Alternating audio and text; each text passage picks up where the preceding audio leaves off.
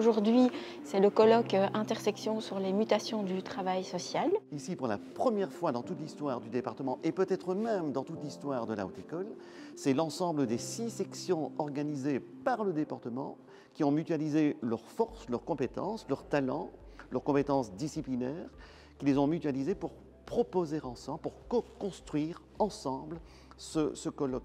Et ça, c'est vraiment une première parce que j'essaye, en tant que directeur de département, de favoriser l'interdisciplinarité et l'intelligence collective. Et là, on est en plein dedans.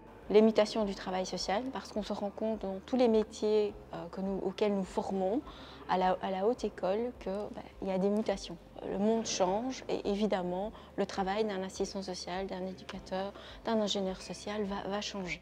Alors, on leur a offert depuis quelques semaines cette boîte à outils pour demain, c'est-à-dire qu'ils sont en train de préparer nos étudiants des différents départements, des différentes sections, cette journée de colloque. Et donc, c'est mettre les mains dans le cambouis, comme on leur demandera de le faire tout au long de leur vie professionnelle. Et donc, en effet, c'est extrêmement important pour eux. J'ai fait tout le côté pratico-pratique, donc j'ai réalisé des livrets des intervenants avec leur biographie et le résumé de leur intervention. J'ai organisé aussi tout le catering, donc les boissons, la nourriture, la location, aussi les locations de chaises, de tables. Aussi il y avait la question des micros, la mise en place dans les salles, le nombre de personnes. C'est exactement une de mes volontés, parmi d'autres, c'est de rapprocher effectivement les étudiants et les enseignants du monde professionnel et donc de multiplier, de développer les échanges entre notre enseignement d'une part et le monde professionnel d'autre part.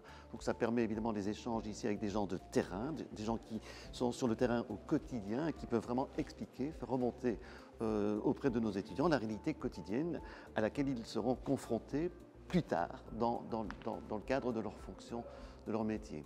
Je travaille déjà, comme la plupart des élèves du MIAS, et donc c'est très intéressant de se reposer des questions sur l'évolution de notre travail, sur ces mutations. Tiens, dans le fond, c'est vrai qu'on était considérés comme des métiers essentiels, non essentiels. Quelle est notre place dans la société? Qu'est-ce qu'on peut encore apporter et comment est-ce qu'on doit évoluer pour que ce changement, en tout cas, soit adéquat et réponde aux besoins de nos bénéficiaires avant tout et de la société en général. Non seulement il y a des gens de terrain, donc des professionnels, les travailleurs sociaux en l'occurrence, mais il y a aussi évidemment, très important, les experts, qui sont des techniciens entre guillemets, qui sont des intellectuels, qui viennent apporter là une caution plus intellectuelle en quelque sorte. Donc il y a d'une part les gens de terrain et d'autre part les experts qui apportent leur expertise, une connaissance plus méta si on veut. Alors moi, il y a une grosse plus-value par rapport à mon mémoire, parce que je veux justement travailler sur le sens du travail et le bien-être du travailleur social.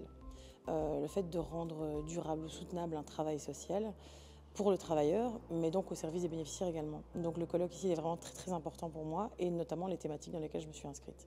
C'est une superbe réussite finalement pour l'ensemble des 6 sections qui sont organisées par le département et donc pour l'ensemble des professeurs et des étudiants qui ont contribué à la réussite de ce colloque.